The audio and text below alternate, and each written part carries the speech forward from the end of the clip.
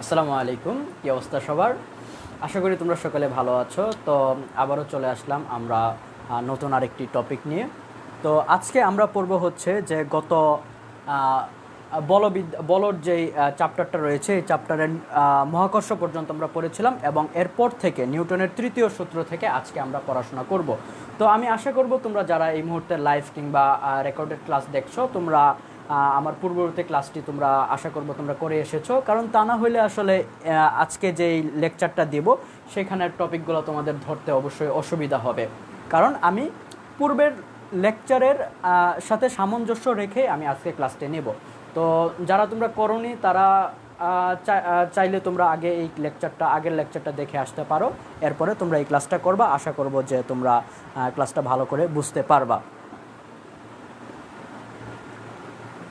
আর আজকে তোমরা সকলে জানো যে এসএসসির রেজাল্ট দিয়েছে, পরের বছর তোমাদেরও এরকম একটা দিনের রেজাল্ট দেবে। তো আমি আশা করব যে তোমরা যারা এখানে আমাদের সাথে ক্লাস করছো তোমরা সকলে যেন পরের বছর হাসি মুখে যেন আমাদেরকে জানাতে পারো যে তোমরা ভালো একটা রেজাল্ট করেছো, পরিবারের জন্য যেন তোমরা একটা সুখের বার্তা নিয়ে আসতে পারো, এই কামনাই আমরা করছি।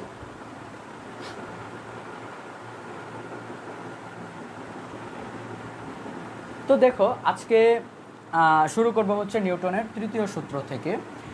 নিউটনের তৃতীয় সূত্রটা নিয়ে তো আসলে নতুন করে বলার কিছু নাই, কারণ তোমরা যারা অধিকাংশ মানুষই হয়তো বা এই সূত্রটা সম্পর্কে অবগত আছো যে নিউটনের তৃতীয় সূত্র। অনেকে বলে না যে কেউ কাউরে ঘুষি দিলে এরকম বলে যে এই তুই আমার একটা ঘুষি দিছস, আমিও তোর এক ঘুষি দিব, কারণ এটা নিউটনের তৃতীয় সূত্র।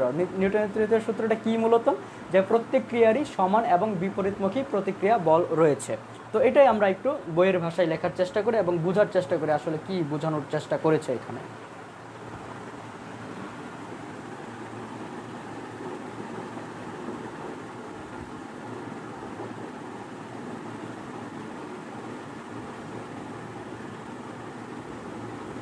নিউটনের তৃতীয় সূত্র,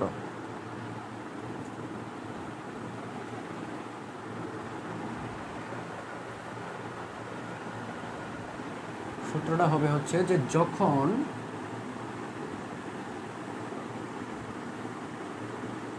কোনো বস্তু অন্য একটি বস্তুর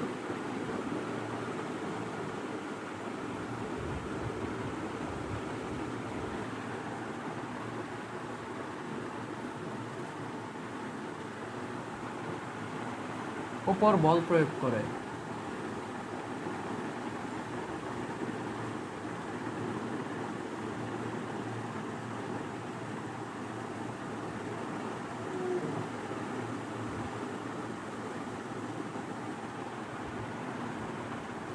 তখন বস্তুটিও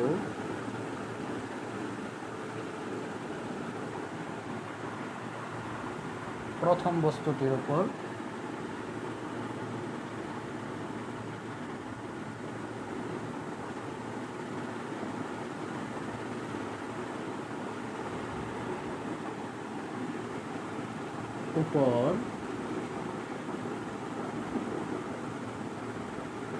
বিপরীত দিকে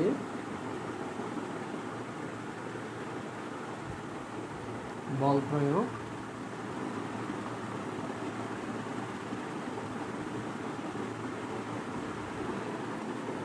করে।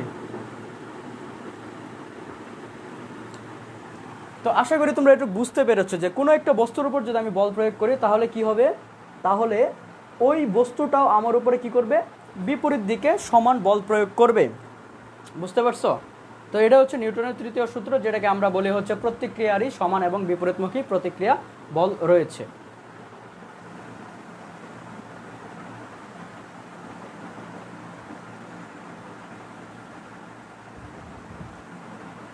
ধরো এইখানে একটা ম্যাথ যদি আমি করি তাহলে আশা করি তোমরা বুঝতে পারবা আসলে যে নিউটনের তৃতীয় সূত্রটা কিভাবে আমাদের কাজে লাগে আর এখান থেকে কী টাইপের ম্যাথ আসে। তো এটা তোমাদের বইয়ে আছে, আমি মুছে দিলাম।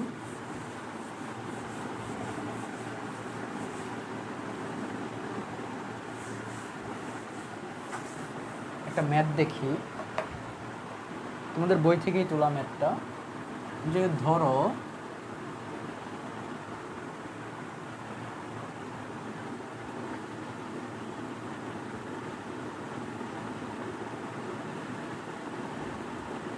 সম্পূর্ণ ঘর্ষণহীনতায়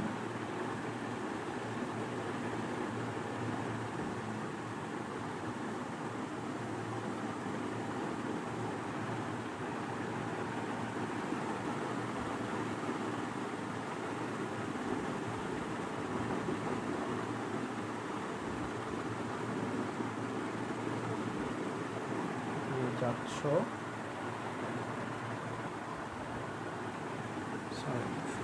দাঁড়িয়ে যাচ্ছ,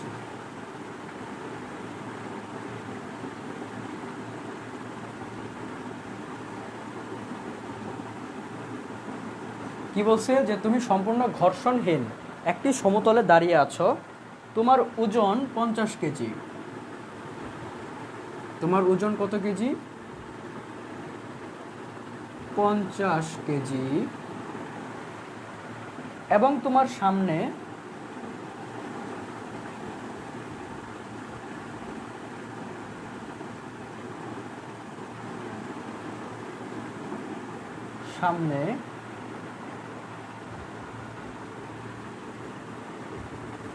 একটি 100 কেজি ভরের পাথর।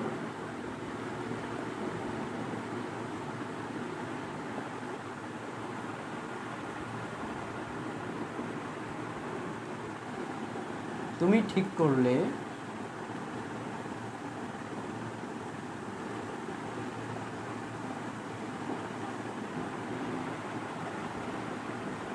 পাথরকে 50 নিউটন বল দিয়ে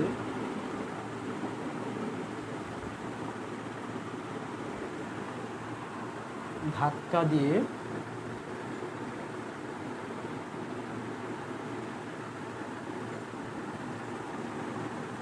এক মাথা থেকে অন্য মাথায় নিয়ে যাবে।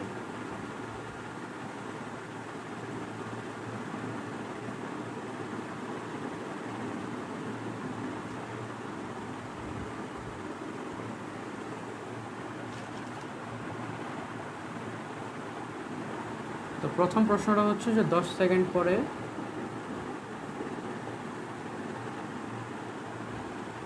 বেগ কত হবে।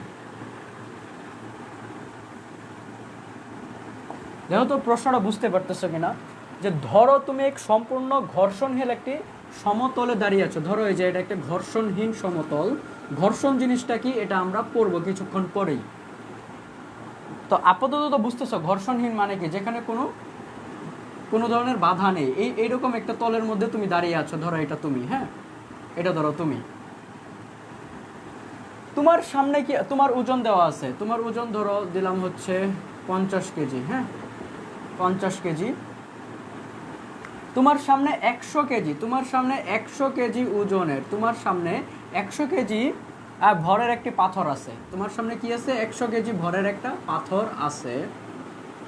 তুমি কি করতেছো যে এই পাথরকে 50 নিউটন বল প্রয়োগ করে, 50 নিউটন বল প্রয়োগ করে কি করবা? ধাক্কা দিয়ে এক মাথা থেকে অন্য মাথায়, মানে এখান থেকে তুমি এখানে নিতে চাচ্ছ, ঠিক আছে?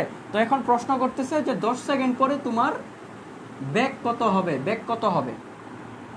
তো দেখো এটা কিভাবে সলভ করবা।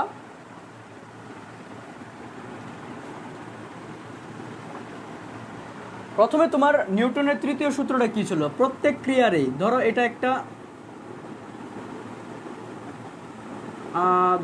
একটা মানুষ, আর ধরো এটা ধরো কি বলা যায়, ধরো একটা ওয়াল। তুমি যখন একটা ওয়ালকে খুব জোরে ধাক্কা দিবা তখন দেখবা যে তোমার নিজের মধ্যেও কি হবে, এই ওয়ালের উপর থেকে একটা উল্টা একটা ধাক্কা অনুভব হবে, তাই না? তোমরা এটা চিন্তা করে দেখেছো কিনা? তুমি ধরো খুব জোরে যদি ধাক্কা দেও, দেখবা যে ওয়ালের কারণে তুমিও কি করবা, একটু পিছনে আসার একটা প্রবণতা থাকবে। এটাই হচ্ছে মূলত নিউটনের তৃতীয় সূত্রের বিষয়, যে তুমি যখন বল প্রয়োগ করলা ওয়ালের উপরে, ওয়াল কর্তৃকও একটা বিপরীতমুখী একটা বল প্রয়োগ করা হবে। বুঝতে পারছো? তো নিউটনের তৃতীয় সূত্র অনুসারে আমরা এখানেও বলতে পারি যে এখানে আমি যখন এই পাথরটার উপরে ধাক্কা দিব, ধাক্কা দেওয়ার পরে পাথরও তো একটা, মানে নিউটনের তৃতীয় সূত্র অনুসারে পাথরও তো একটা বিপরীতমুখী সমান বল দিয়ে কি করবে, সে আমাকে উল্টা ধাক্কা দিবে বা ধাক্কা দেওয়ার একটা প্রবণতা থাকবে, তাই না? তো পাথরটা কি করবে, সমান, আমি 50 নিউটন বল দ্বারা ওরে ধাক্কা দিছি, সেও বিপরীতভাবে সে 50 নিউটন বল দ্বারা কি করবে, আমাকে ধাক্কা দিবে। ঠিক আছে? যদি ধাক্কা দেয় তাহলে কি হবে দেখো তো।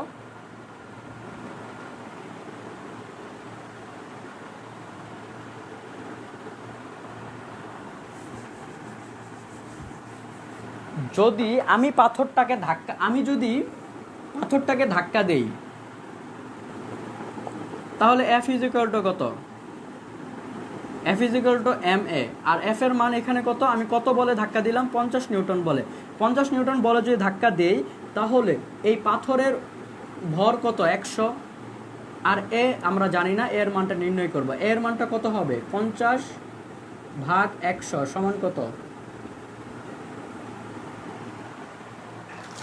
সমান হচ্ছে 0.5 মিটার পার সেকেন্ড। এটা হবে কত, এটা হবে কি তোমার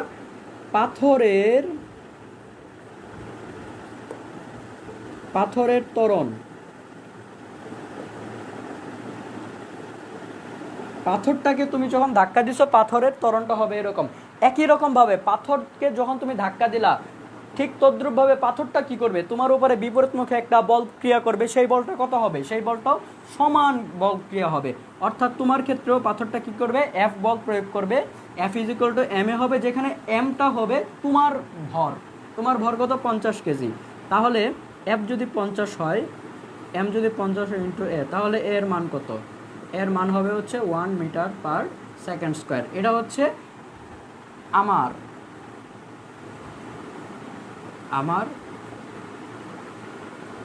ত্বরণ, 1 মিটার পার সেকেন্ড স্কোয়ার।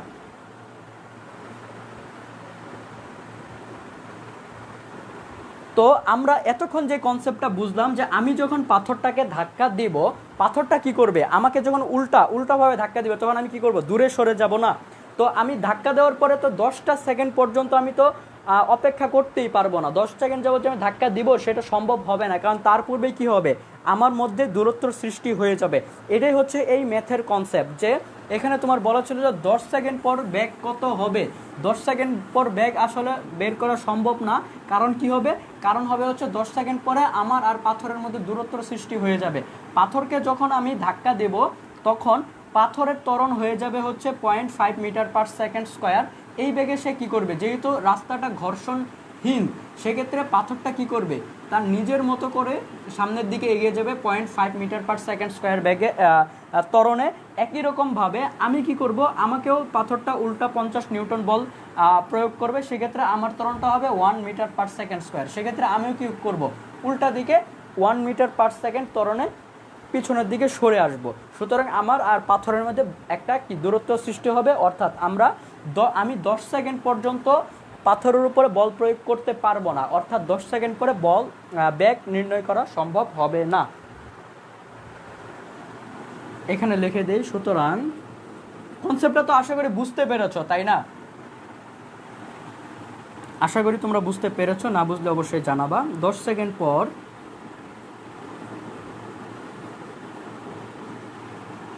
বেগ নির্ণয় করা সম্ভব নয়। ঠিক আছে, 10 সেকেন্ড পরে বেগ নির্ণয় করাটা সম্ভব হবে না। কেন? কারণ হচ্ছে পাথরটা যখন আমাকে উল্টা প্রতিক্রিয়া বল সৃষ্টি করবে, তখন আমার আর পাথরের মধ্যে দূরত্ব সৃষ্টি হয়ে যাবে। এই কারণে 10 সেকেন্ড পরে আমার বেগটা নির্ণয় করা সম্ভব হবে না। তো আশা করি এইটুকু ক্লিয়ার।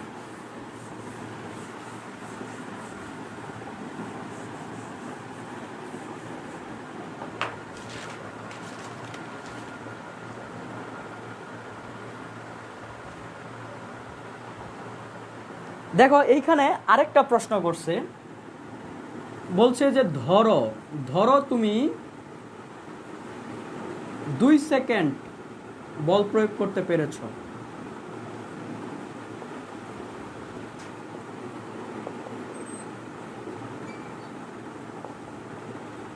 ধরে নাও আমি যে বলটা প্রয়োগ করছি এটা 2 সেকেন্ড,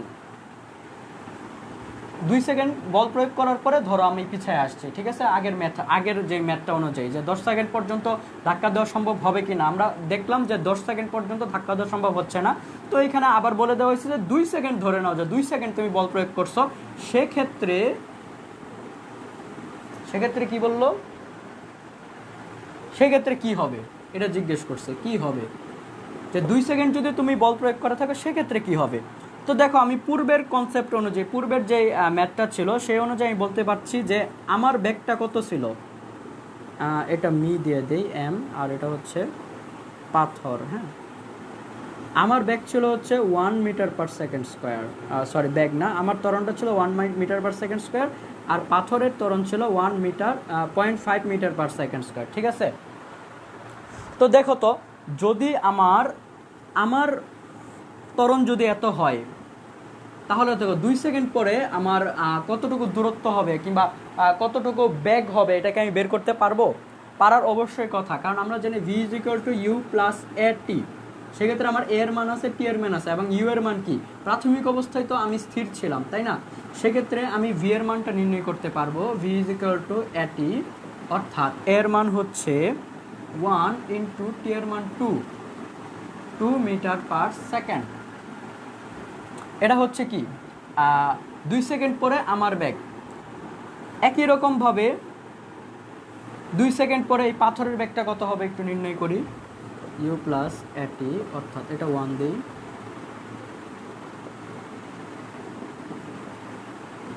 v2 = at, অর্থাৎ 0.5 × 2 অর্থাৎ 1 মিটার পার সেকেন্ড।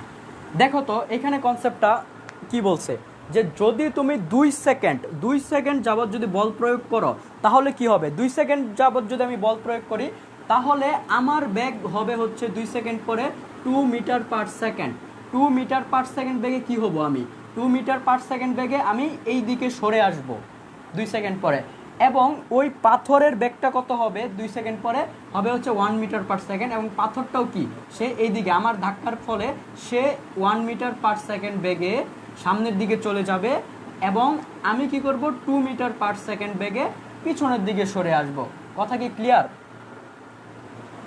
আশা করি বিষয়টা বুঝতে পেরেছো যে প্রাথমিক অবস্থা আমরা কি করছি, 10 সেকেন্ড পরে ব্যাগ নির্ণয় হবে কিনা আমরা দেখার চেষ্টা করেছি। তো আমরা চিন্তা করে দেখলাম যে আসলে বলকে এই পাথরটাকে ধাক্কা দিলে সে উল্টা দিকে আমাকে ধাক্কা দিবে, উল্টা ধাক্কা দিবে। তো সেই ক্ষেত্রে আমার কি হবে, আমি এবং পাথর দুজন কি হব, পরস্পর বিপরীত দিকে চলে যাব, পাথরটা সামনের দিকে যাবে, আমি পিছনের দিকে যাব, অর্থাৎ আমাদের মধ্যে দূরত্বর সৃষ্টি হবে। তার মানে একটানা 10 সেকেন্ড বল প্রয়োগ করা সম্ভব হবে না, তাহলে সেক্ষেত্রে আমরা বলতে পারছি যে 10 সেকেন্ড পরে ব্যাগ নির্ণয় করা সম্ভব হবে না। এটা ছিল আমার প্রথম প্রশ্ন। দ্বিতীয় প্রশ্ন ছিল হচ্ছে যে ধরে নেও যে তুমি 2 সেকেন্ড বল প্রয়োগ করতে পারছো, যে ধাক্কা যে দিলা 2 সেকেন্ড পর্যন্ত বল প্রয়োগ করা সম্ভব হচ্ছে, সেই ক্ষেত্রে কি হবে।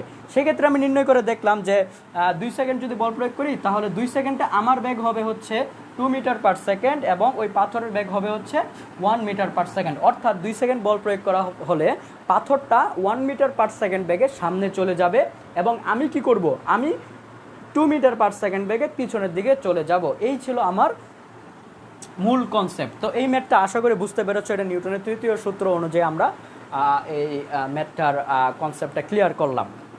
তো এটা ছিল হচ্ছে নিউটনের তৃতীয় সূত্র। এরপর আমরা যখন প্রশ্ন সলভ করতে যাব তখন আরও ডিটেলসে বুঝবো।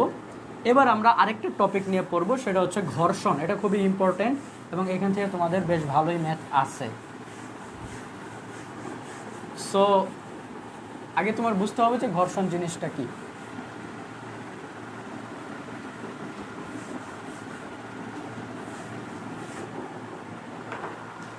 এখন কি পড়ব, ঘর্ষণ।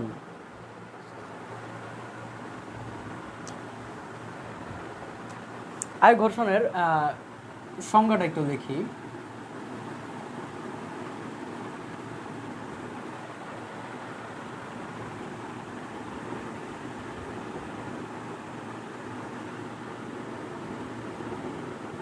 যে বল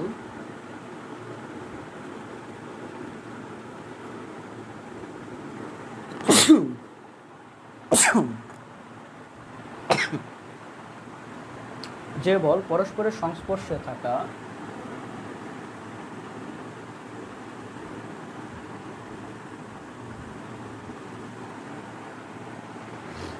দুটি বস্তুর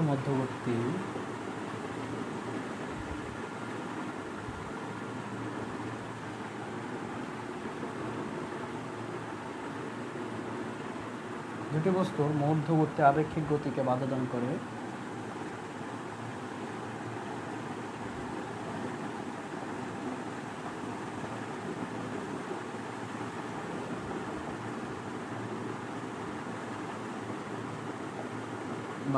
করে তাকে ঘর্ষণ বল বলে।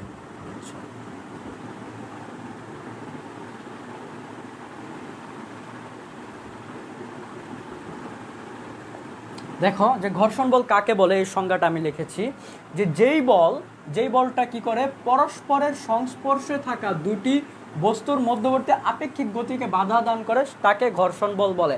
মানে ঘর্ষণ বল জিনিসটাকে এটা এক ধরনের বল যেটা কি করে বাধা দান করে। কিসের বাধা দান করে? গতিকে বাধা দান করে। অর্থাৎ এখান থেকে লিখতে পারি হচ্ছে ঘর্ষণ বল হচ্ছে কি বাধা দানকারী বল, বাধা দানকারী বল। ঘর্ষণ বলটা কি মূলত হচ্ছে একটা বল, কি বল? বাধা দানকারী বল। কাকে বাধা দেয়? গতিকে বাধা দেয়। কিভাবে বাধা দেয়? কিভাবে কাজ করে হচ্ছে গতির বিপরীতে। আগে সংজ্ঞাটা একটু বুঝে এরপরে বাস্তবিক কয়েকটা চিত্র তুলে ধরবো। তো ঘর্ষণ বলটা কি ছিল মূলত? যেই বলটা কি করে পরস্পরের সংস্পর্শে থাকা দুটি বস্তুর মধ্যবর্তী আপেক্ষিক গতিকে বাধা দান করে তাকে কি বলা হয়? ঘর্ষণ বল বলা হয়। যেমন ধরো একটু চিন্তা করো,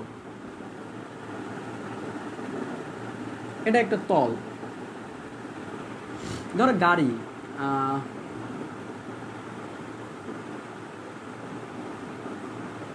এই তলটাকে রাস্তা কল্পনা করলাম। যখন ঘর্ষণ মানে ঘষা, তো বিষয়টা বুঝো তাই না? ঘষা আমরা বলি না যে এখানে ঘষা লেগে গেছে বা এরকম। এই ঘর্ষণটাই হচ্ছে মানে এই বিষয়টা যে আমরা যখন একটি গাড়ি চালালাম, গাড়ি যখন ব্রেক করা হয় তখন কি হয়? গাড়িটা কি হয়? একটা পর্যায়ে গিয়ে থেমে যায়, তাই না?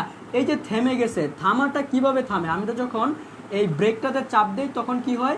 এই গাড়ির চাকার সাথে এই রাস্তাটার ঘর্ষণ সৃষ্টি হয়, ঘর্ষণের সৃষ্টি হয়। এর ফলে কি হয়? গাড়ির গতিটা কি হয়?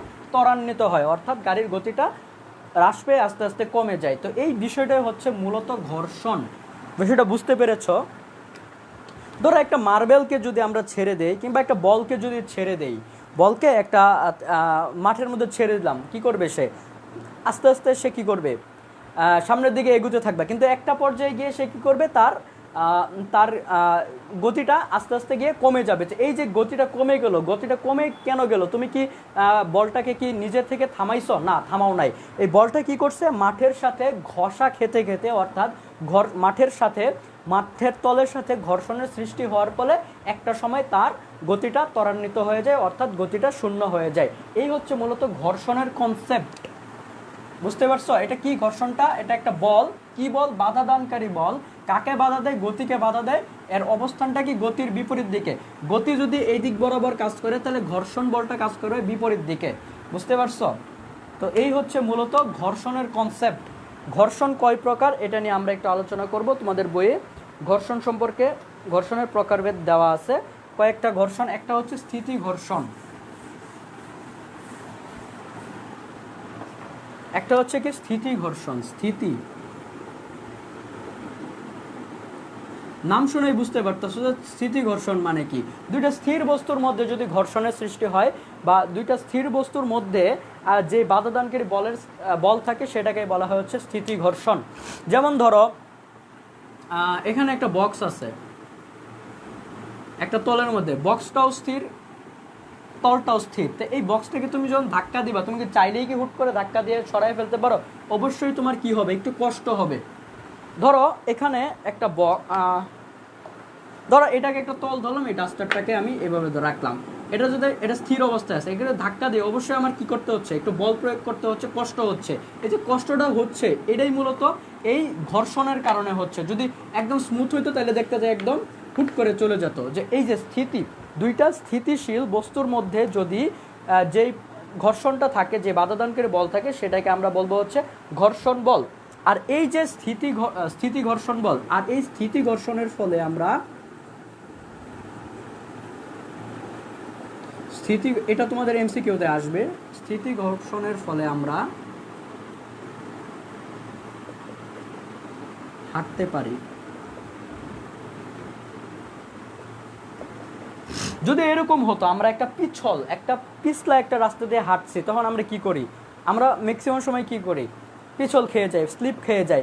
আর যদি এরকম হয় যে রাস্তাটা যথেষ্ট কি বলা যায়, ঘর্ষণযুক্ত যদি থাকে, সেক্ষেত্রে কী হয়, আমরা হাঁটতে পারি। আর যে এই যে আমরা যে হাঁটার যেই ঘর্ষণ বলের কারণে আমরা হাঁটি, সেটাই হচ্ছে আমার স্থিতি ঘর্ষণ বল।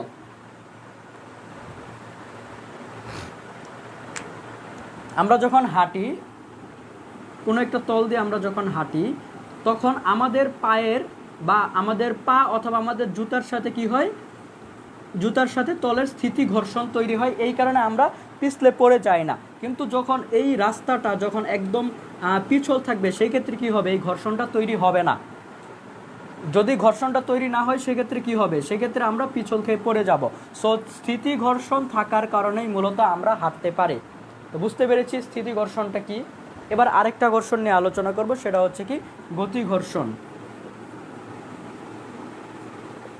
তো এটাও তো বুঝতে পারার কথা। স্থিতি ঘর্ষণ যদি দুইটা স্থিতিশীল বস্তুর মধ্যে হয়, তাহলে গতিশীলের মধ্যে অবশ্যই কি হবে, গতিশীল বস্তুর মধ্যে ঘর্ষণ হবে। যদি এরকম হয়, একটি বস্তুর সাপেক্ষে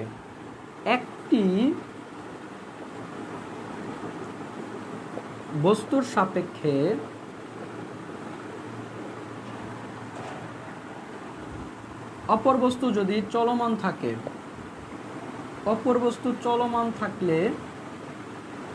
একটি বস্তুর সাপেক্ষে যদি অপর বস্তু চলমান থাকে, তাহলে তাদের মধ্যে যেই ঘর্ষণ বলটা, সেই ঘর্ষণ বলটাকে আমরা গতি ঘর্ষণ বলছি। একটা উদাহরণ দেই, দেখো তুমি সাইকেল চালিয়ে যাচ্ছ,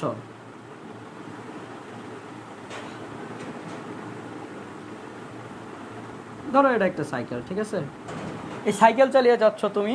তো সাইকেলে যখন তুমি ব্রেক চাপো, ব্রেক চাপার পরে কি হয়, সাইকেলটা কি ছিল, রাস্তাটা তো তোমার ছিল হচ্ছে স্থিতিশীল, কিন্তু সাইকেলটা ছিল গতিশীল। তো ব্রেক চাপার পরে কি হয়, সাইকেলটা কি হয়ে যায়, গতি তার শেষ হয়ে যায়, সে থেমে যায়। এই যে সাইকেলটা যে তুমি থামাচ্ছ যেই ঘর্ষণ বলের কারণে, সেই ঘর্ষণ বলটাকে আমরা বলছি হচ্ছে গতি ঘর্ষণ বল। তাহলে দেখো স্থিতি ঘর্ষণের ফলে আমরা কি করতে পারতেছি, হাঁটতে পারতেছি। আমরা পায়ের সাথে কি হয়, রাস্তার ঘর্ষণের তৈরি হয়, যার ফলে কি হয়, আমরা পড়ে যাই না। আর সাইকেল বা কোনো একটা গতিশীল বস্তুকে যখন আমরা থামাতে চাই, তখন যেই ঘর্ষণ বলের সৃষ্টি হয়, সেটাকে আমরা বলতেছি গতি ঘর্ষণ বল। বুঝতে পারছো? তো এইখানের একটা সূত্র আছে, এই সূত্রটা একটু জাস্ট এখানে লিখে দেই, যে গতি ঘর্ষণ ইজ ইকুয়াল টু, গতি ঘর্ষণকে যদি আমরা গতি ঘর্ষণ বলকে যদি এফ দ্বারা প্রকাশ করি, সেক্ষেত্রে F is equal two mu W, যেখানে ডাব্লিউ ইজ ইকুয়াল টু আমরা কি জানি, এমজি, অর্থাৎ কি ওজন, আর মিউটা হচ্ছে ঘর্ষণ গুণাঙ্ক। এই সূত্রটা একটু লেখো, এটা নিয়ে পরে আমরা ম্যাথ করব। F is equal two mu W, এটাকে বলা হচ্ছে যে ঘর্ষণ বল। আর তোমাদের যেই সূত্রটা সব থেকে বেশি ইম্পর্টেন্ট, আমি গাইডে ঘাটাঘাটি করে দেখলাম যে যেই সূত্রটা দিয়ে বেশি ম্যাথ আসে, সেটা হচ্ছে এটা, সেটা হচ্ছে কার্যকর বল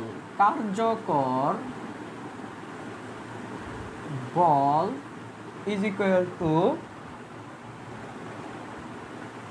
প্রযুক্ত বল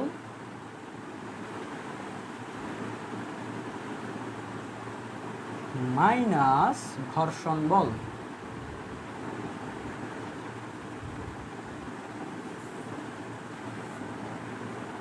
এই বিষয়টা দেখো তো, কার্যকর বল ইজ ইকুয়াল টু প্রযুক্ত বল মাইনাস ঘর্ষণ বল, মানেটা কি আসলে?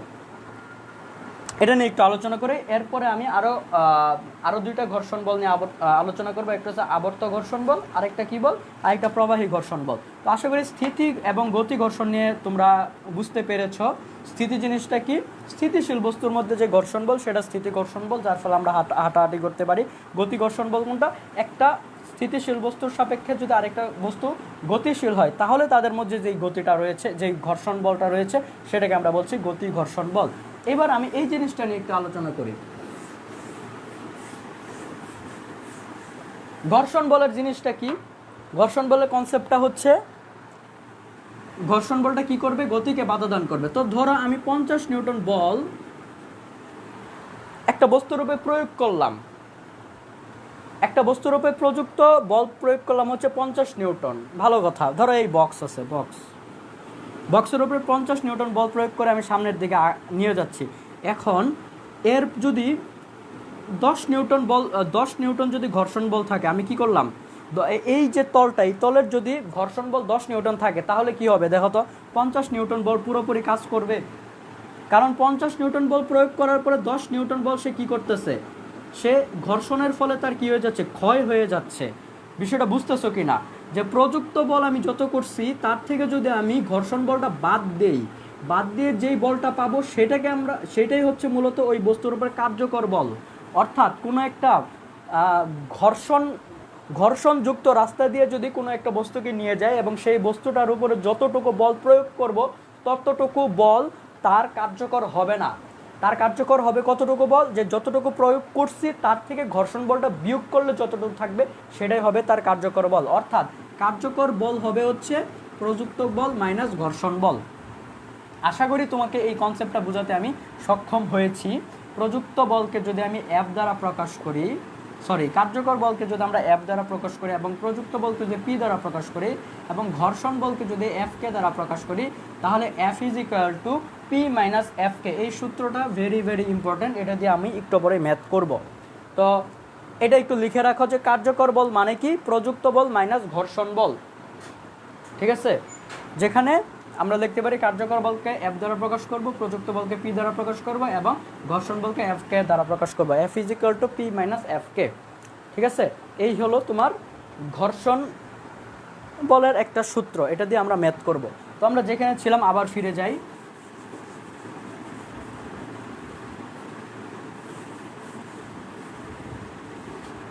আমরা ছিলাম হচ্ছে স্থিতি ঘর্ষণ এবং গতি ঘর্ষণ বল নিয়ে কথা বলেছিলাম। এবার আমরা তৃতীয় ঘর্ষণ বল নিয়ে আলোচনা করবো, সেটা হচ্ছে আবর্ত ঘর্ষণ বল। দেখো তো আবর্ত নামটা শুনলেই কি হয়ে যায়? আবর্তন বলতে কোনো শব্দ কি তোমরা শুনেছ? আবর্তন মানে কি? ঘোরা। একটা আমরা বলি না যে কি করে সূর্যের চারদিকে পৃথিবী কি করে? আবর্তন করে, মানে আবর্তন করা মানে ঘোরা। তো দেখো তো আবর্ত ঘর্ষণ বলটা আমরা বলতে পারি না যে যেই ঘর্ষণ বলের সাথে ঘোরাঘুরির একটা সম্পর্ক আছে সেটাই আবর্ত ঘর্ষণ বল। এরকম একটা কনসেপ্ট কিন্তু আমাদের মাথায় চলে আসে। বিষয়টা এরকমই যে কোনো বস্তুর উপর যদি কোনো বস্তুর উপর অন্য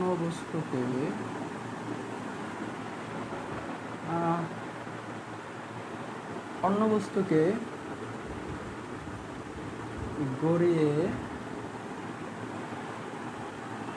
কোনো বস্তুর উপর অন্য বস্তু যদি গড়িয়ে বা ঘুরতে ঘুরতে চলে,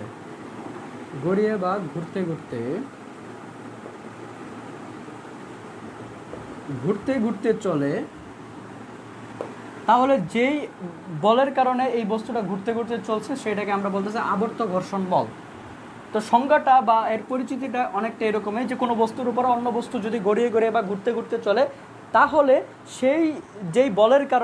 যেই ঘর্ষণ বলের কারণে বস্তুটা ঘুরতে ঘুরতে চলছে সেটাকে আমরা বলছি আবর্ত ঘর্ষণ বল। তোমাকে বোঝানোর জন্য একটা উদাহরণ দেই, আর এটা মনে রাখবা একটু। দেখো, স্থিতি ঘর্ষণ বল, আবর্ত ঘর্ষণ বল। যে স্থিতি ঘর্ষণ বলের মান আবর্ত ঘর্ষণের মানের থেকে অনেক বেশি হবে। তো দেখো একটা জিনিস, আমরা যখন কোনো একটা ট্রলি বা কোনো একটা ব্যাগকে যদি কোনো একটা ব্যাগের নিচে যদি চাকা লাগানো না থাকে, নর্মালি যদি আমরা ধাক্কা দিয়ে নিয়ে যাই সেক্ষেত্রে কি হবে আমাদের? কোনো একটা বস্তুকে যদি আমি ধাক্কা দিয়ে নিয়ে যাই সেক্ষেত্রে বস্তুটাকে নিয়ে যাওয়াটা কি অনেক কষ্ট হবে না? কেন হবে? কারণ তার উপরে কি বস্তুটা স্থির অবস্থায় আছে, বস্তুটা স্থির অবস্থায় আছে, এটার উপর এটার নিচে কোনো ইয়ে নাই, কি বলে এটারে, কোনো চাকা বা কোনো কিছু নাই, বস্তুটা স্থির অবস্থায় আছে, আমার তলটাও স্থির। তাহলে স্থির বস্তুর উপর আরেকটা স্থির বস্তু রাখছি, তো এদের মধ্যবর্তী যে ঘর্ষণ বল ক্রিয়া করবে সেটা কি বলে? সেটা কি বল বলতেছি? স্থিতি ঘর্ষণ বল। অর্থাৎ বস্তুটাকে যখন আমি ধাক্কা দিব তখন কি হবে? স্থিতি ঘর্ষণ বল এর ফলে আমার কি হবে? বস্তুটাকে সামনের দিকে এগিয়ে নেওয়া যাওয়াটা কি হবে? কঠিন হয়ে যাবে। ঠিক আছে? কিন্তু ধরো যদি এই যে আমরা ট্রলি ব্যাগের মধ্যে আমরা যে জিনিসটা দেখি, এটার মধ্যে যদি চাকা লাগানো থাকে, সেই ক্ষেত্রে কি হয় বলতো? বস্তুর নিচে আমি চাকা লাগাইয়া দিলাম, সেই ক্ষেত্রে যদি ধাক্কা দেই তাহলে কি হবে? আমার কি খুব বেশি জোর প্রয়োগ করা লাগবে? খুব সহজে আমি কি করব? ধাক্কা দিয়ে নিয়ে যেতে পারবো। যে এই যে চাকা লাগানো ছিল, চাকা লাগানোর ফলে আমি যে মানে অল্প একটু ধাক্কা দিয়ে যে আমি নিয়ে যেতে পারছি যেই ঘর্ষণ বলের কারণে, সেটাই হচ্ছে আমার আবর্ত ঘর্ষণ বল। যখন এটার মধ্যে চাকা ছিল না তখন ছিল হচ্ছে এদের মধ্যবর্তী ঘর্ষণ বলটা ছিল স্থিতি ঘর্ষণ বল, যেটা অনেক বেশি, আর আবর্ত ঘর্ষণ বলটা অনেক কম। যখন আমি চাকা লাগিয়ে দিলাম তখন এদের মধ্যবর্তী যে ঘর্ষণ বলটা হয়েছে সেটাকে আমরা বলতেছি আবর্ত ঘর্ষণ বল। এবং আবর্ত ঘর্ষণ বল যেহেতু স্থিতি ঘর্ষণ বলের থেকে বেশি, সেক্ষেত্রে কি হবে? আবর্ত ঘর্ষণ বলের কারণে আমরা কি করতে পারবো? জিনিসটাকে দ্রুত বা কম বল প্রয়োগ করে সামনের দিকে এগিয়ে নিয়ে যেতে পারবো। বিষয়টা বুঝতে পারছো? যে ঘর্ষণ বলের মান যত বেশি আমার বল প্রয়োগ করতে হবে তত বেশি, কারণ ঘর্ষণ বলটা কি হয়? আমার প্রযুক্ত বলটাকে হ্রাস করে দেয়। কনসেপ্টটা আশা করি ক্লিয়ার তোমাদের। তো এই ছিল আমার আবর্ত ঘর্ষণ বল। আর এটা মনে রাখবা যে এটা এরকম প্রশ্ন আসতে পারে যে একটা ট্রলি ব্যাগ এর নিচে কেন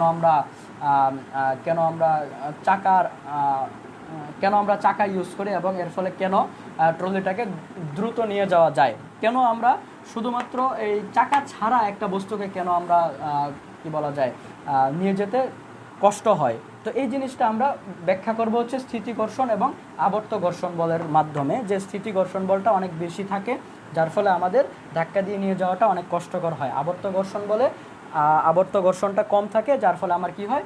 দ্রুত আমরা জিনিসটাকে আমরা নিয়ে যেতে পারি সামনের দিকে। তো এই ছিল আমার আবর্ত ঘর্ষণ বল। এবার আমরা একটু আলোচনা করব হচ্ছে প্রবাহী ঘর্ষণ বল নিয়ে।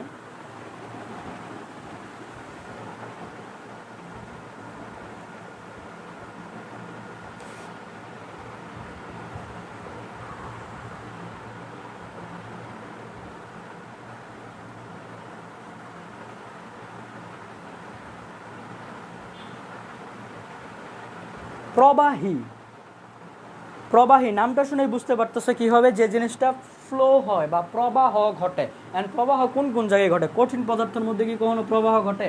প্রবাহ ঘটে কোথায়? তরল পদার্থের মধ্যে কিংবা বায়বীয় প্রবাহের পদার্থের মধ্যে। তো তরল এবং বায়বীয় পদার্থের মধ্যে কি হয়? প্রবাহ ঘটে। তো প্রবাহী ঘর্ষণ বলটা ঘটবে কিসের মধ্যে? প্রবাহী ঘর্ষণ বলটা হবে হচ্ছে তরল এবং বায়বীয় পদার্থের মধ্যে ঘর্ষণ বল আছে। এটাকে আমরা বলতেছি প্রবাহী ঘর্ষণ বল। একটু কনসেপ্টটা একটু বোঝার চেষ্টা করো।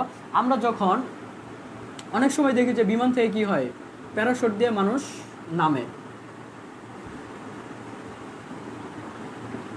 এই প্যারাশুট দিয়ে যখন মানুষ নিচের দিকে নামে তখন কি মানুষ যদি নর্মালি বিমান থেকে লাফ দেওয়ার সময় সে কি করে? দ্রুত নামে। কিন্তু প্যারাশুটটা যখন ইউজ করে তখন কি হয়? তখন তার নামার গতিটা অনেকটা কমে যায়। গতিটা কেন কমে? মূলত একটা বাধা দানকারী বলের কারণে। এই প্যারাশুটের উপরে একটা বাধা দানকারী বল কাজ করে, বায়ুর একটা বাধা দানকারী বল কাজ করে। এই যেই বলটা কাজ করে সেটাই হচ্ছে মূলত প্রবাহী ঘর্ষণ বল। বুঝতে পারছো? যে বায়ু কি করে? বায়ু উপর দিকে একটা বল প্রয়োগ করে যার ফলে কি হয়? প্যারাশুটের গতিটা হ্রাস হয়ে যায়। এই যেই বলটা প্রয়োগ করতেছে সেটাই হচ্ছে প্রবাহী ঘর্ষণ বল। একই রকমভাবে চিন্তা করে একটা নৌকা যখন তোমার নর্মালি কোনো স্পিডবোট না কিংবা জাহাজ বা কোনো কিছু না, নর্মালি যখন পানিতে চলে তখন কি হয়? তার সামনের দিকে এগিয়ে যাওয়াটা একটু কষ্ট হয় স্রোত যদি না থাকে। যে এই যে নদীর মধ্যে বা পানির মধ্যে যেই ঘর্ষণটা রয়েছে, যেই ঘর্ষণ বল বা যে বাধাদানকারী বলের কারণে নৌকা বা তুমি নর্মালি তুমি যদি সাঁতার কাটো তোমার এগিয়ে যাওয়াটা কষ্টকর হয়, এটাই হচ্ছে মূলত প্রবাহী ঘর্ষণ বল। আশা করি বুঝতে পেরেছো যে প্রবাহী ঘর্ষণ বলটা কি, যে তরল এবং বায়বীয় পদার্থের মধ্যে যে ঘর্ষণ বলটা কাজ করে সেটা হচ্ছে প্রবাহী ঘর্ষণ বল। তো আমরা 4টা ঘর্ষণ বল নিয়ে আলোচনা করেছি।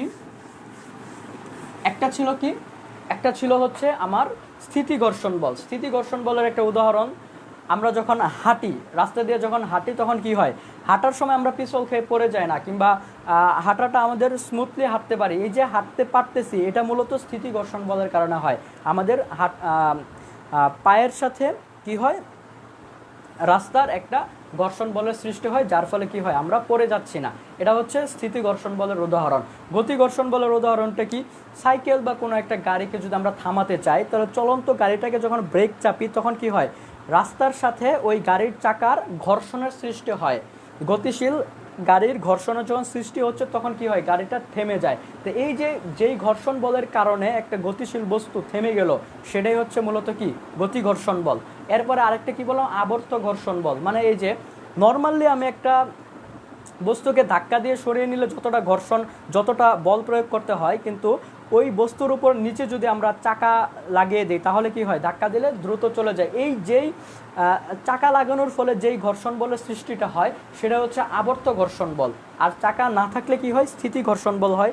তো সুতরাং আমরা এই কনসেপ্ট থেকে বুঝতে পারি হচ্ছে যে স্থিতি ঘর্ষণ বল আবর্ত ঘর্ষণ বল থেকে এর মান অনেক বেশি, যার ফলে স্থিতি ঘর্ষণ বলের কারণে আমাদের কোনো একটা জায়গায় বল প্রয়োগ করাটা কষ্টকর হয়। তো গেল আবর্ত ঘর্ষণ বল। এরপরে বললাম হচ্ছে প্রবাহী ঘর্ষণ বল। প্রবাহী ঘর্ষণ বলটা কি, প্রবাহী ঘর্ষণ বল হচ্ছে যে প্রবাহিত যেই তরল এবং বায়বীয় পদার্থের মধ্যে যেই ঘর্ষণ বলটা সৃষ্টি হয় সেটা হচ্ছে কি, প্রবাহী ঘর্ষণ বল। যেমন আমরা বলতে পারি যে প্যারাশুট নিচের দিকে নামার সময় কি হয়, ঘর্ষণ বলের কারণে তার ব্যাগটা বাধা সৃষ্টি হয়, যার ফলে সে আস্তে আস্তে নামে। তো এই হচ্ছে আমার 4টা ঘর্ষণ বলের উদাহরণ। এবং যেই সূত্রটা পড়েছিলাম এটা একটু মনে রাখবা, F = P - F কে, এখানে F হচ্ছে কার্যকর বল, এটা হচ্ছে প্রযুক্ত বল, এটা হচ্ছে ঘর্ষণ বল। অর্থাৎ যতটুকু বল প্রয়োগ করছি ওই বল থেকে যতটুকু বল প্রয়োগ করছি ওই বলটাকে ঘর্ষণ বল কি করে, কিছুটা হ্রাস করে দেয়। হ্রাস করে দেওয়ার পরে যতটুকু থাকে সেটাই মূলত কি হয়, আমার ওই বস্তুটার উপরে কার্যকর হয়। তো এটাই হচ্ছে মূলত কার্যকর বল। প্রযুক্ত বল থেকে ঘর্ষণ বল বিয়োগ দিলে যতটুকু বল থাকে সেটাই হচ্ছে আমার কার্যকর বল। তো এই ছিল মূলত আমার ঘর্ষণ বলের কাহিনী। তো ঘর্ষণ বলের আরেক কয়েকটা কনসেপ্ট তোমাদের এখানে আছে, যদিও এটা পড়িয়ে দেওয়াটা খুব আহামরি ইম্পর্টেন্ট না, তোমরা নিজেরাও পড়তে পারো, তাও একটু আলোচনা করি।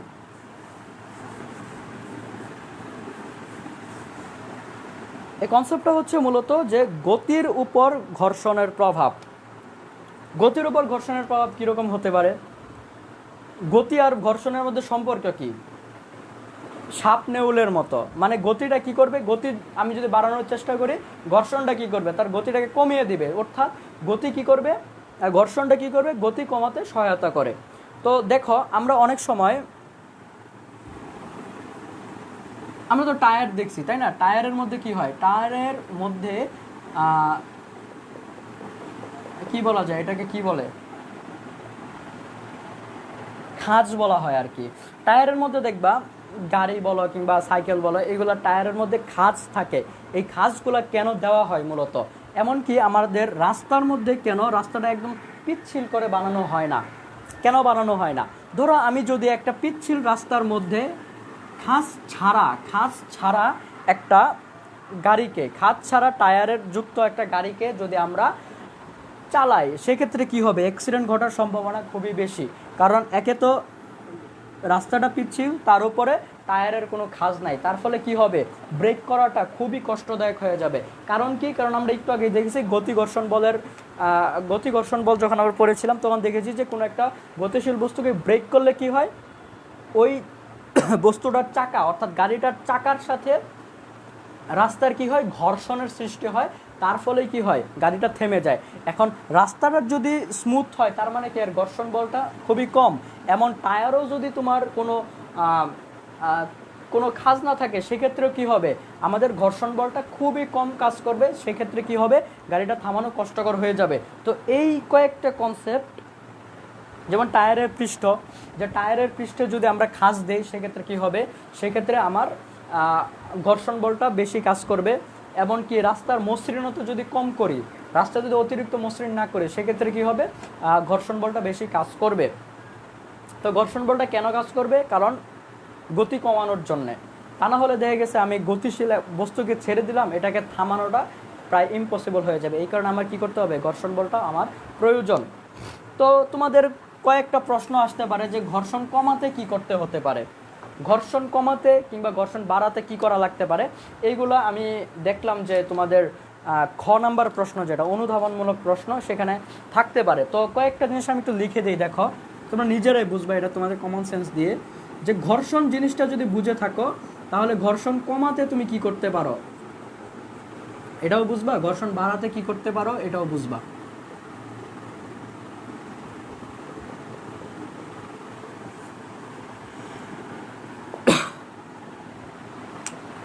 যদি আমার রাস্তাটা মসৃণ হয়, দেখো তো রাস্তা যদি মসৃণ হয় তাহলে কি হবে, রাস্তা মসৃণ করলে ঘর্ষণটা কি হবে, একটু বেশি হবে। টায়ারের খাদ যদি কমিয়ে দেই,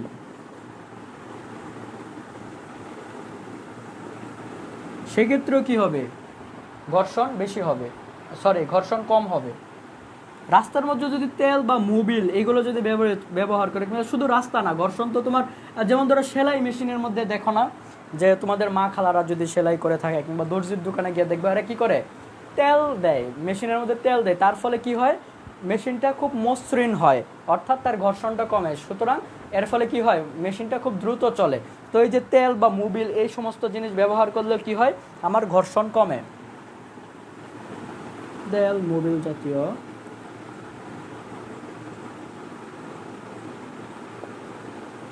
বস্তু ব্যবহার করলে আরেকটা বিষয় হচ্ছে, তুমি একটা চিন্তা করো যে একটা বস্তু এখানে রাখলাম, এই বস্তুর উপর যদি খারাপভাবে আবার বল প্রয়োগ করি, বস্তুটার উপরে যদি খারাপভাবে বল প্রয়োগ করি, তাহলে বস্তুটাকে নিয়ে যেতে কি আমার আরও কষ্ট বেশি হবে না? অর্থাৎ বস্তুটার উপর যে খারাপভাবে বল প্রয়োগ করলাম, এর ফলে কি হবে, বস্তুর ঘর্ষণ বলটা বেড়ে যাবে। এটা মাথায় রাখবা যে কোনো বস্তুর উপর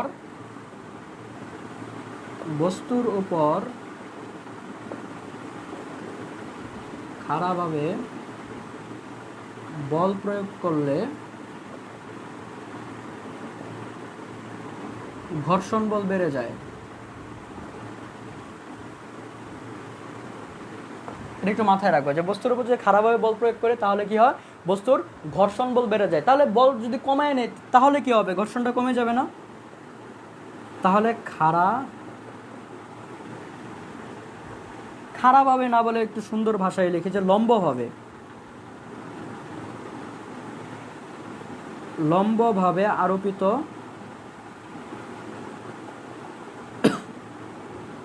বল যদি কমিয়ে দিই তাহলে কি হবে, আমার ঘর্ষণটাও কমে যাবে। বুঝতে পারছো? এইগুলো তোমার এমসিকিউতে আসতে পারে, এমনকি তোমার অনুধাবনমূলক প্রশ্ন আসতে পারে যে ঘর্ষণ কমাতে আমরা কি করতে পারি। তো ঘর্ষণ কমাতে যদি আমরা পারি, ঘর্ষণ তো বাড়াতেও পারি।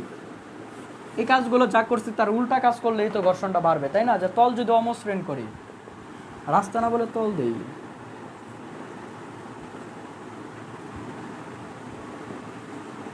তল অমসৃণ যদি করি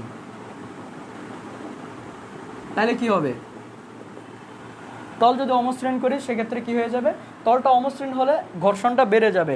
টায়ারের খাঁজও যদি বাড়ায় দেই, তলও অমসৃণ, টায়ারের খাঁজও বাড়াই দিলাম, তাইলে কি হবে, রাস্তাটা ঘর্ষণ বেড়ে যাবে। এখন যদি এরকম হয় যে তল অনেক অমসৃণ এবং টায়ারের খাঁজও অনেক বেশি, সেক্ষেত্রে কি হবে, সেক্ষেত্রে কিন্তু গাড়ি চলবেই না। বুঝতে পারছো? যে অতিরিক্ত মসৃণতাও ভালো না, আবার অতিরিক্ত অমসৃণতাও ভালো না, সব কিছুর একটা লিমিটেশন আছে। ঠিক আছে? টায়ারের খাঁজ বাড়ালে কি হবে, ঘর্ষণ বাড়বে। 3 নম্বরে এখানে বলা আছে যে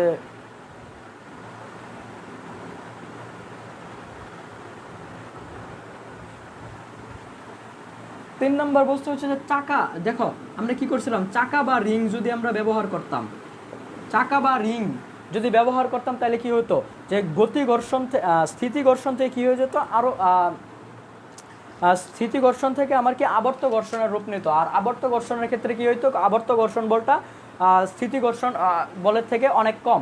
তাহলে যদি চাকা বা রিং রাখি তাহলে কি হবে, ঘর্ষণ কি হয়ে যায়, কমে যায়। চাকা বা রিং যদি সরিয়ে ফেলি তাহলে কি হবে, তাহলে ঘর্ষণ বেড়ে যাবে না, বেড়ে যাবে।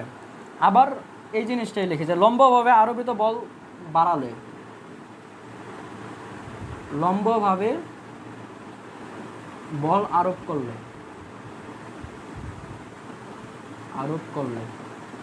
তাহলেও কি হবে, আমার ঘর্ষণ বলটা বাড়বে। তো এই জিনিসগুলো আসলে নতুন করে পড়িয়ে দেওয়ার কিছু নাই, এগুলো তোমাদের কমন সেন্সের বিষয়, তাও হালকা একটু আলোচনা করে দিলাম, তোমাদের বইয়ের মধ্যে এগুলো আছে। তো এগুলোই মোটামুটি ছিল আমাদের কনসেপ্ট। প্রথমে আমরা বল জড়তা নিয়ে আলোচনা করলাম, যদি গত ক্লাস করে থাকো অবশ্যই আশা করি এখান থেকে কনসেপ্ট ক্লিয়ার হবে। নিউটনের প্রথম সূত্র নিয়ে আলোচনা করছি, মৌলিক বলের প্রকৃতিগুলো আলোচনা করলাম, সাম্যতাবিহীন বল, এরপরে ভরবেগ সংঘর্ষ, নিউটনের দ্বিতীয় সূত্র মহাকর্ষ বল, নিউটনের তৃতীয় সূত্র নিয়ে আজকে আলোচনা করলাম, এবং ঘর্ষণ নিয়ে এই যে মাত্র আলোচনা শেষ করলাম। তো এইগুলোই মূলত ছিল হচ্ছে তোমার বল চ্যাপ্টারের কনসেপ্ট। তো শুধু কনসেপ্ট পড়লে হবে না, তোমার কি পড়তে হবে, কনসেপ্টটা কীভাবে প্রয়োগ করবা তাও দেখতে হবে। তো কনসেপ্টটা যদি ক্লিয়ার থাকে আর প্রয়োগ কীভাবে করতে হয় দুই একটা আইডিয়া নিলে আশা করা যায় যে তুমি বাকিগুলো নিজে থেকে করে নিতে পারবা। কনসেপ্টের প্রয়োগগুলো যদি আমরা দেখি, কনসেপ্ট প্রয়োগ মানে কি, যে প্রশ্ন সলভ করা। তো প্রশ্ন সলভ যদি অনেক দেখাতে যাই ক্লাস অনেক লেন্দি হয়ে যাবে, তো এটা আসলে খুব একটা পসিবল হবে না। তো এর থেকে ভালো আমি কয়েকটা যেগুলো সলভ না করলেই নয় এগুলো নিয়ে একটু আলোচনা করব, বাকিগুলো তোমরা নিজেরা করে নিবা। আর করার সময় যদি প্রবলেম হয়, আমরা বরাবরের মতোই বলি যে যদি প্রবলেম হয় সেক্ষেত্রে কি করবা, আমাদেরকে অবশ্যই বলবো, আমরা তোমাদেরকে সহায়তা করার জন্য ট্রাই করব। তো এখন দেখো, এতক্ষণ তো আমরা কনসেপ্টগুলো পড়লাম, তো এখন কোশ্চেন কি কি আসতে পারে এগুলো নিয়ে একটু হালকা আলোচনা করে দিই, তাহলে তোমাদের প্রিপারেশন নিতে খুব সুবিধা হবে।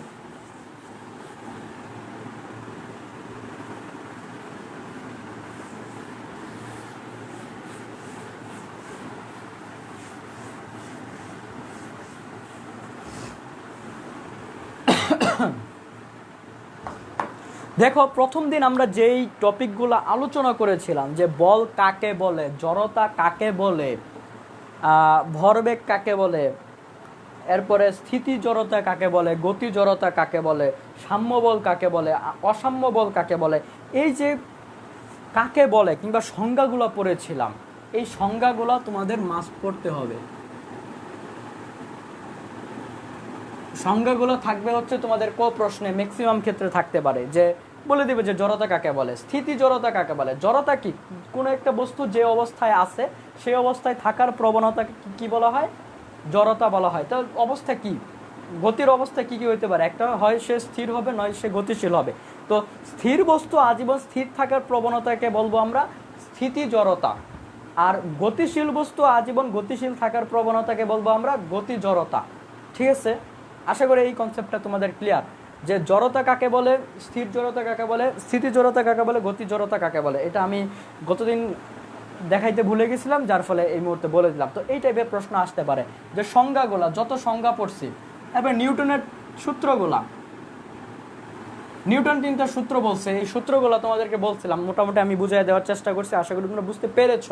তো 3টা সংজ্ঞা সূত্র যদি তোমরা বুঝে থাকো, তাহলে তোমাদের কি করতে, সূত্রটা ভালো করে মুখস্থ রাখতে হবে। কেউ যদি জিজ্ঞেস করে, এটা তোমাদের ভাইবাতেও জিজ্ঞেস করতে পারে যে নিউটনের তৃতীয় সূত্র কি, দ্বিতীয় সূত্র কি, এই সূত্রগুলো তোমাদের মাথায় রাখতে হবে। এইগুলো তোমার প্রশ্ন আসতে পারে, ক প্রশ্ন। তো এই জিনিসগুলোই মূলত সংজ্ঞা, সূত্র, এগুলো আসবে হচ্ছে ক প্রশ্নে। খ প্রশ্নের মধ্যে বা অনুধাবনমূলক প্রশ্নের মধ্যে আসতে পারে যে সাম্য বল, যেটা আমি পড়লাম একটু গত ক্লাসে, যে সাম্য বল কি অসাম্য বল। তো সাম্য অসাম্য বলের মধ্যে পার্থক্য কি, তুমি যদি কনসেপ্টটা তোমার ক্লিয়ার থাকে যে সাম্য বল কাকে বলে, অসাম্য বল কাকে বলে, তাহলে কি তুমি এই দুই বলের পার্থক্য তুমি পারবা না? পারার কথা, তাও আমি একটু দেখিয়ে দেই যে সাম্য বলটা কি ছিল। সাম্য, আর আরেকটা ছিল কি অসাম্য। সাম্য বলটা ছিল হচ্ছে যে যেই বলের লব্ধি শূন্য হয়, কোনো একটা বলের লব্ধি যদি শূন্য হয়, আমি উদাহরণ কি দেখাইছিলাম, এটা একটা বল ঝুলাইয়া রাখছি, বলটা কি করবে, সুতা দ্বারা বল ঝুলাইছি, তো সুতার কি হবে, একটা টান ক্রিয়া করবে, টান ক্রিয়া করছে, এবং এই বলের ওজনের একটা টান ক্রিয়া করবে, বলের ওজন ক্রিয়া করবে, তো ওজনটা ক্রিয়া করবে নিচের দিকে এবং টান ক্রিয়া করবে হচ্ছে উপরের দিকে। তো এই যে দুইটা বল, একটা টি একটা ডাব্লিউ, দুইটা বল কি করতেছে, বলের উপরে কাজ করতেছে, দুইটা বল সমান এবং কি একটা এই মুখে একটা এই মুখী, তো পরস্পর বিপরীতমুখী, তো পরস্পর বিপরীতমুখী হলে এদের লব্ধি কত হবে, 0 হবে। তো যেই বলের লব্ধি শূন্য হবে সেটার আমরা বলবো সাম্য বল। তাহলে সাম্য বলের লব্ধিটা কি, শূন্য। এটা আমরা একটা পয়েন্ট পাইলাম। অসাম্য বলের লব্ধিটা কি ছিল, আমরা যদি এটা এই পাশে নিয়ে আসি, এদিকে টেনে নিয়ে আসি, সেক্ষেত্রে টি বলে এই কাজ করতেছে, এখানেও ডাব্লিউ বলে কাজ করতেছে, কিন্তু এদের ডিরেকশন কি বিপরীত।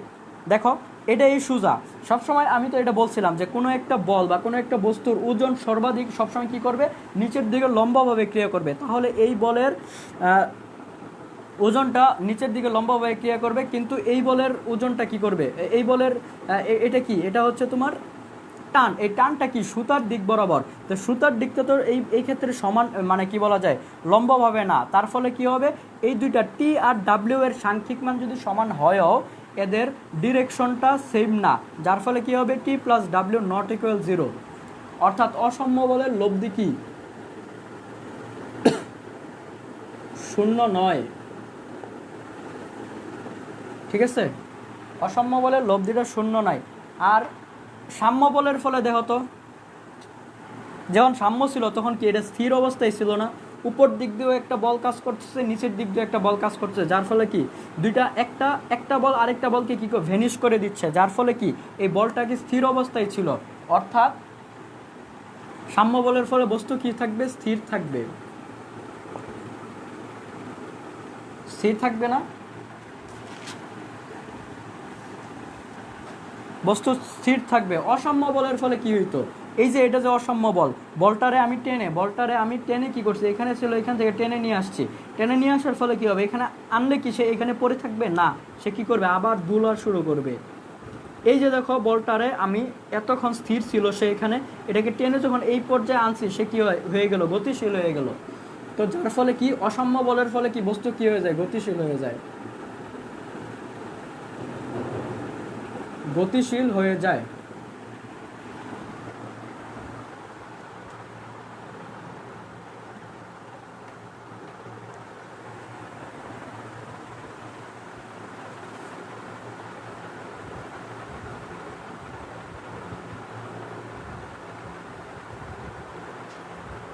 অসাম্য বলের ফলে কি হবে, বস্তুটা গতিশীল হবে। তো এই যে এই পার্থক্যগুলা তুমি যদি কনসেপ্ট বুঝো, তুমি পার্থক্য তো তুমি নির্ণয় করতে পারবাই, তাই না। তো এই টাইপের প্রশ্নগুলো তোমার খ প্রশ্নে আসতে পারে, যে পার্থক্য, মৌলিক বল, 4 ধরনের মৌলিক বল পড়ছি, এই মৌলিক বলের মধ্যে পার্থক্য দিয়ে দিতে পারে। এরপরে তোমার বলতে পারে যে ভরবেগটা কি, এটা সম্পর্কে আমার একটু বলো, যে ভর এবং বলের গুণফলটাকে আমরা বলতেছি ভরবেগ। তো এটারে আরেকটু বিস্তারিতভাবে বলতে তোমাকে চাইতে পারবে, নিউটনের দ্বিতীয় সূত্রটা বিবৃতি করো, বা নিউটনের দ্বিতীয় সূত্র থেকে বল কিভাবে আসছে এটা একটু আমাদেরকে দেখাও। তো এই টাইপের প্রশ্নগুলো আসতে পারে হচ্ছে খ প্রশ্নের মধ্যে, ঠিক আছে।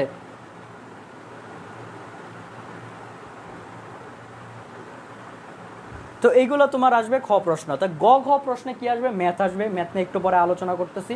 তো এর আগে আসো কয়েকটা এমসিকিউ, হালকা পাতলা এমসিকিউ কি টাইপের আসতে পারে এইগুলো নিয়ে একটু আলোচনা করে দিই।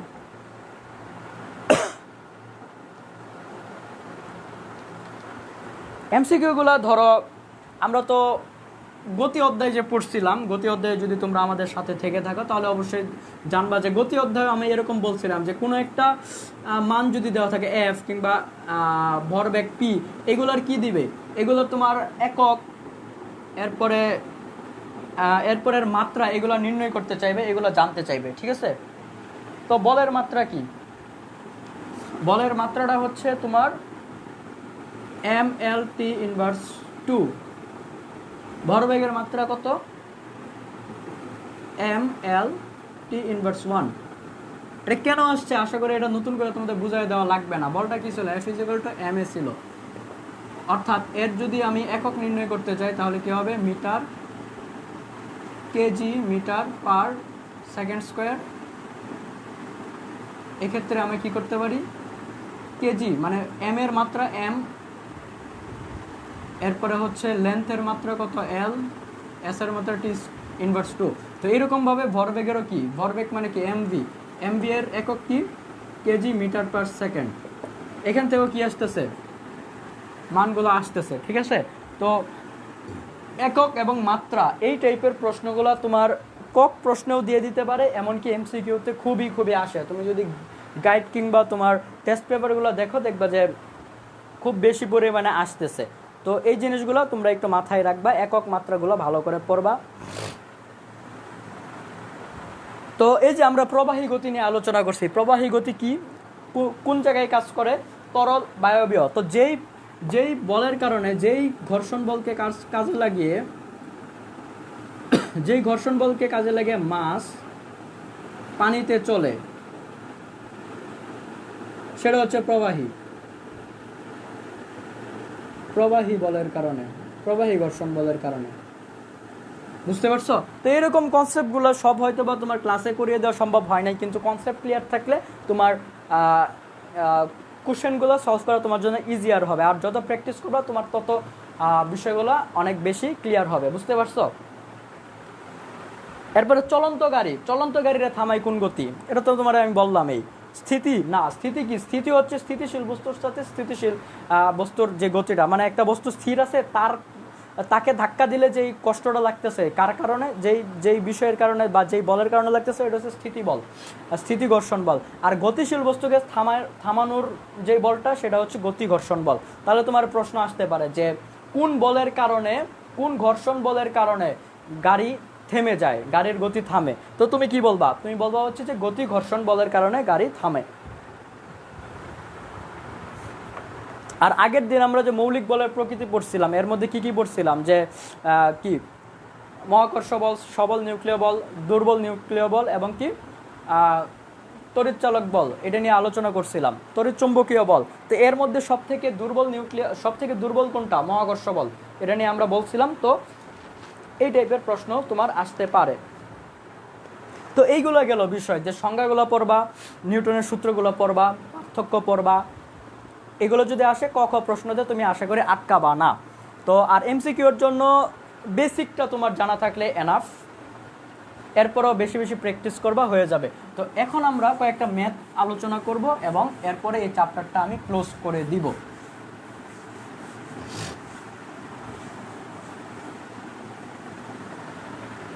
গ ঘ প্রশ্নের মধ্যে নর্মালি কি আসে, ম্যাথ আসে, কিছু প্রবলেম আসছে।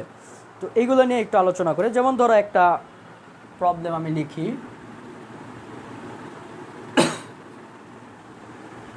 একজন শিকারী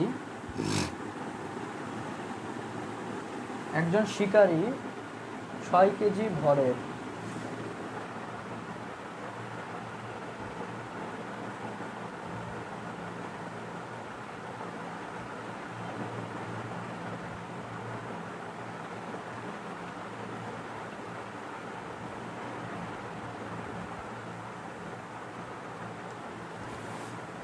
একজন শিকারী কি করলো, 6 কেজি ভরের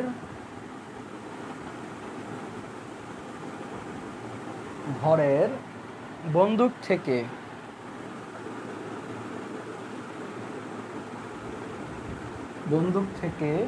300 মিটার পার সেকেন্ড বেগে 10 গ্রাম ভরের গুলি ছুড়ল। প্রশ্ন হবে হচ্ছে বন্দুকের পশ্চাৎবেগ নির্ণয় করো।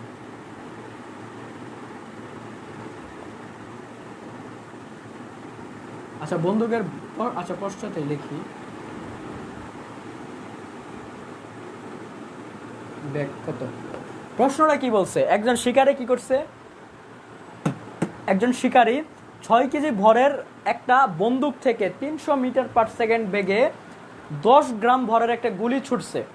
তোমরা যদি গুলি শ্যুট করা দেখো, বন্দুক শ্যুট করা যদি তোমরা দেখো, তাহলে দেখবা যে গুলি যখন শ্যুট করা হয় তখন কি হয়, তখন শ্যুট করার সময় বন্দুকটা কি পিছনের দিকে চলে আসে। এটা হচ্ছে নিউটনের কি তৃতীয় সূত্র, যে প্রত্যেক ক্রিয়া, আমি যে ক্রিয়া করলাম, ক্রিয়ার ফলে কি হয়েছে, বিপরীতমুখী একটা প্রতিক্রিয়া বল আছে। এই প্রতিক্রিয়া বলের কারণে আমরা কি করতেছি, আমাদের বন্দুকটা পিছনের দিকে সরে আসছে। তো এই কনসেপ্টটা এখানে কাজে লাগাবো হচ্ছে ভরবেগের নিত্যতা সূত্রটা।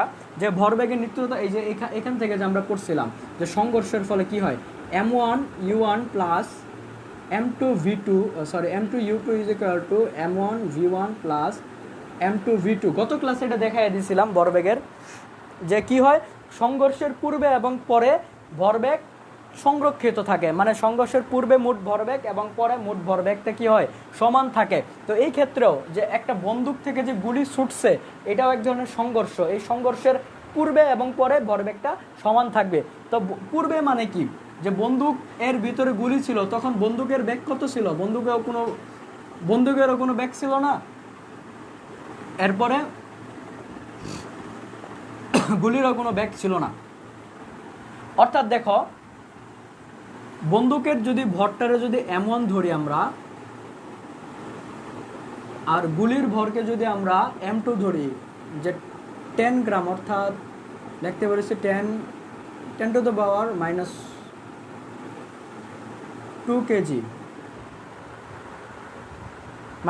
কেজি। বন্দুকের ব্যাগ যদি আমি লিখি হচ্ছে v1, u1 কত, u1 0। কারণ কি, কারণ বন্দুকটা স্থির অবস্থায় ছিল, গুলিও ভেতরে স্থির অবস্থায় ছিল, তাহলে এদের আদি ব্যাগ ছিল 0। বন্দুকের ব্যাগটা কত হয়েছে, বন্দুকের ব্যাগ না, সরি, আজানটা শেষ হোক, তোমরা বিষয়টা দেখো এবং নিজেরা চেষ্টা করো যে করতে পারো কিনা।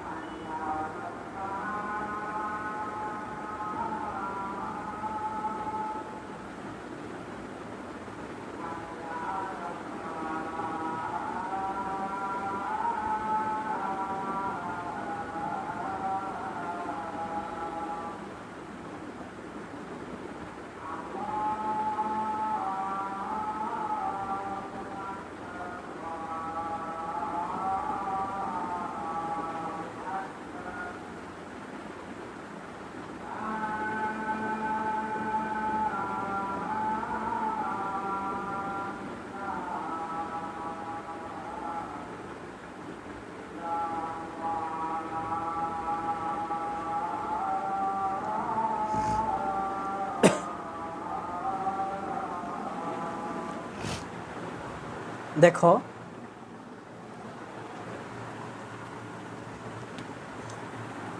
কোন পর্যন্ত ছিলাম, যে গুলি ছোড়ার আগ পর্যন্ত বন্দুক এবং গুলির উভয়ের বেগ ছিল হচ্ছে 0, অর্থাৎ আদিবেগ 0, এবং গুলিটা ছোড়া হয়েছে কত v2, ছোড়া হয়েছে 300 মিটার পার সেকেন্ড বেগে।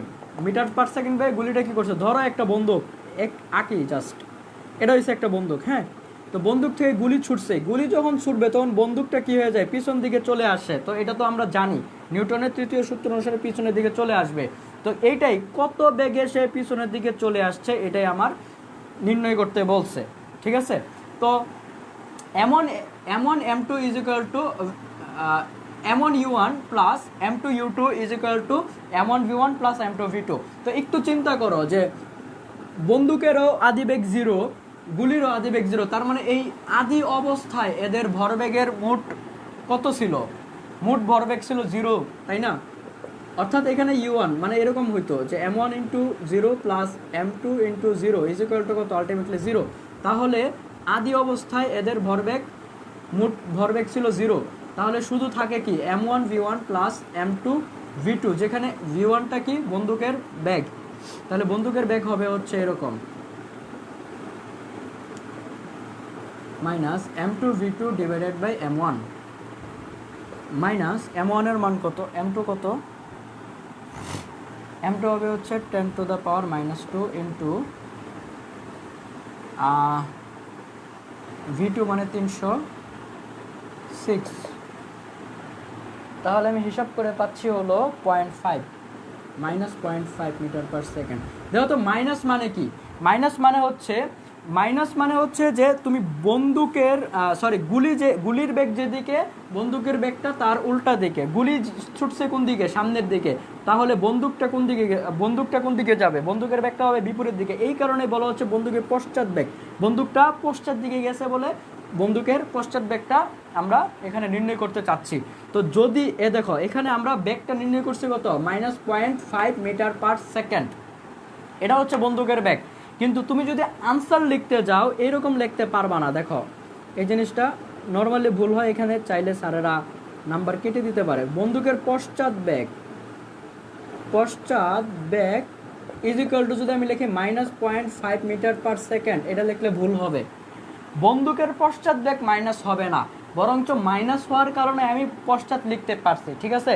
তো হয় আমি লিখবো বন্দুকের পশ্চাৎ বেগ is equal to 0.5 metre per second, নয়তো আমি লিখবো যে বন্দুকের বেগ is equal to -0.5 metre per second, দুইটা থেকে যে কোনো একটা, ঠিক আছে। তো এই ছিল তোমাদের একটা ম্যাথ। বেশ সময় চলে গিয়েছে, তো আমি আশা করব একটু দ্রুত সময়ের মধ্যে শেষ করার জন্য।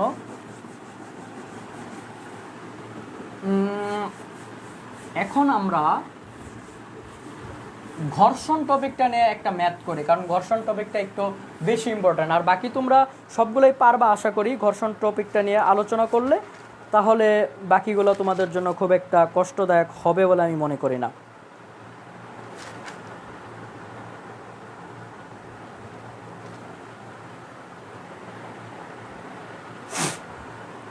এই ম্যাথটাই আমাদের শেষ ম্যাথ হবে, এরপরে বাকিগুলো তোমরা নিজেরা প্র্যাকটিস করবা। যে 2450 নিউটন ওজনের গাড়ির উপর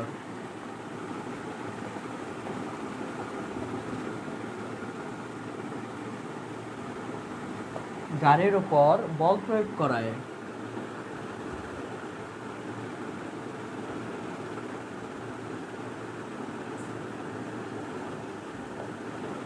প্রয়োগ করায় এটি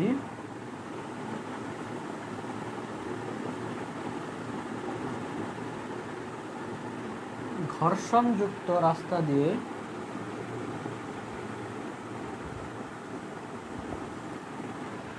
রাস্তা দিয়ে 1.6 মিটার পার সেকেন্ড স্কয়ার ত্বরণে চলতে শুরু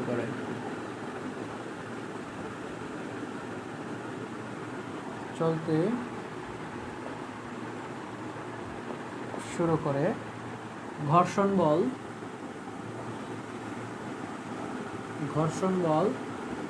100 নিউটন। তোমাকে জানতে চাইলো যে গাড়িটির উপর প্রযুক্ত বল কত।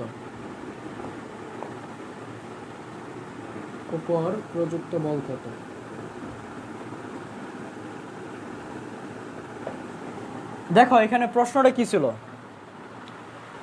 একটা গাড়ির ওজন দেওয়া আছে 2450 নিউটন ওজনের একটা গাড়ির উপর বল প্রয়োগ করায় এটি ঘর্ষণযুক্ত রাস্তা দিয়ে 1.6 মিটার পার সেকেন্ড স্কোয়ার ত্বরণে চলতে শুরু করে। ঘর্ষণ বল দেওয়া আছে এত, প্রযুক্ত বল কত। তো আমরা একটা সূত্র পড়েছিলাম যে কার্যকর বল ইজ ইকুয়াল টু কত, প্রযুক্ত বল মাইনাস কত, ঘর্ষণ বল।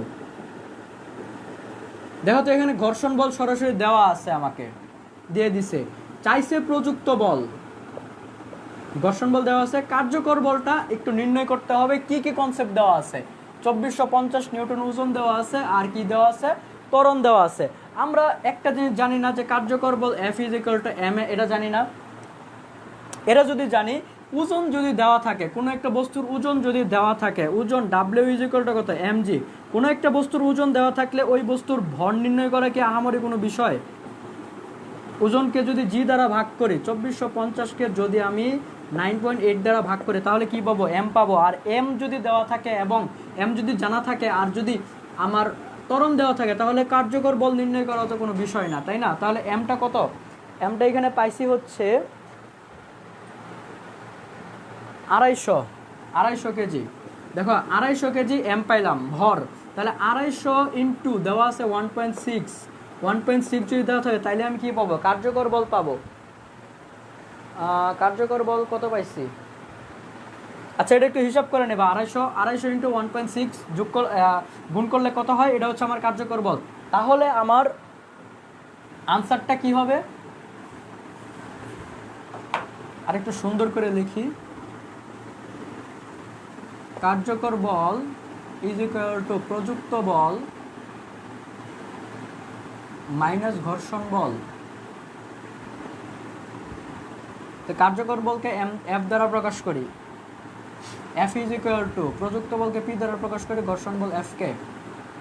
তাহলে F is equal to M A, আর এম এ মানটা আমি নির্ণয় করছি, তাহলে 250 ইন্টু 1.6 হচ্ছে এফ, পি মাইনাস এফ কে এর মান কত, 100। তাহলে P is equal to 250 into 1.6 plus 100।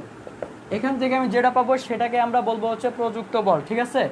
দেখো আহামরি কোনো কিছু ছিল না, ওজন, একটা গাড়ির ওজন দেওয়া আছে, তার মানে ওই গাড়ির ভরটা নির্ণয় করতে পারবো। আর ওই গাড়িটা এত মিটার পার সেকেন্ড স্কোয়ার ত্বরণে চলছে, তাহলে ওই ভরের সাথে ত্বরণটা গুণ করলে কি পাবো, কার্যকর বল পাবো। তাহলে কার্যকর বল যদি আমরা পাই আর ঘর্ষণ বল যদি দেওয়া থাকে, তাহলে প্রযুক্ত বল নির্ণয় করাটা কোনো আহামরি কোনো বিষয় না। এই ছিল আমাদের কি বলা যায় এই ম্যাথটা। তো আরেকটা ম্যাথ যদি সময়, আশা করি এই ম্যাথটা দ্রুত সময়ের মধ্যে করে দিতে পারবো, ঘর্ষণেরই করি, কারণ এটা একটু হালকা ক্রিটিক্যাল, বাকিগুলো তোমরা নিজেরাই পারবা যদি তোমাদের টপিক ক্লিয়ার থাকে। যদি তোমরা টপিকটা ভালো করে পড়ে থাকো, তাহলে তোমরা এখান থেকে কোনো ম্যাথে বা কোনো কিছুতে আটকাবা না। যদি আটকাও, অবশ্যই আমাদেরকে বলবা, চেষ্টা করব সহায়তা করার।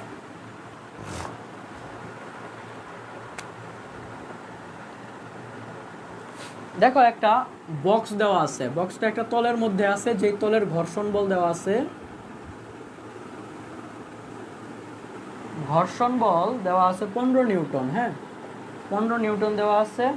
বক্সের ওজন দেওয়া আছে 4 কেজি, 4 কেজি। হ্যাঁ একটা বক্স 4 কেজি ভরের, 4 কেজি ভরের একটা বক্স, ওজন বলতেছি বারবার, সরি, 4 কেজি ভরের একটা বক্স দেওয়া আছে। এবং এর ত্বরণ দেওয়া আছে কত, 0.8 মিটার পার সেকেন্ড স্কোয়ার ত্বরণ দেওয়া আছে। জানতে চাইছে বলের এই বক্সটির উপর